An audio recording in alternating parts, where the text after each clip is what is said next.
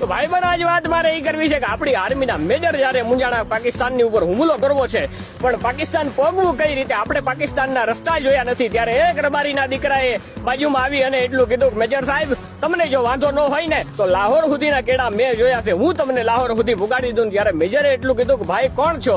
કે બાપુ રબારીનો દીકરો છું અને રણછોડ રબારી મારું નામ છે અને લાહોર સુધીના કેડા મેં જોયા છે, જો તમને વાંધો ન હોય તો લાહોર સુધી હું તમને પુગાડી દઉં. અને જ્યાં સુધી આપણી આર્મીની ફૌજ લાહોર સુધી ન પૂગે અને ત્યાં સુધી કોઈ ભણનો દીકરો આડો પડે તો એના મૂળિયા ન ઉખેડી નાખું તો હું રબારીનો દીકરો ન કહેવાવ. અને એ મેજરે એ રબારીના દીકરાને એ રણછોડ રબારીને એક બંદૂક આપી અને રણછોડ રબારી આગળ હાલ્યો અને વાહે આર્મીની ફૌજ છે ઠેઠ લાહોર સુધી આપણી આર્મીને પુગાડી દીધી. અને રણછોડ રબારી જયારે પાછો વળ્યો અને પાકિસ્તાનની આર્મીને ખબર પડી અને ગોળીબાર થયો, રણછોડ રબારી છે એ બોર્ડર ઉપર કાયમ આવ્યો અને આપણી સેનાને ઠેઠ લાહોર સુધી પુગાડી દીધી. આજ પણ તમે બોર્ડર ઉપર જાઓ તો ત્યાં રણછોડ રબારીનું સ્ટેચ્યુ ઉભું છે. ભલામણા સલામ કરી જવી પડે આ રબારીના દીકરાને.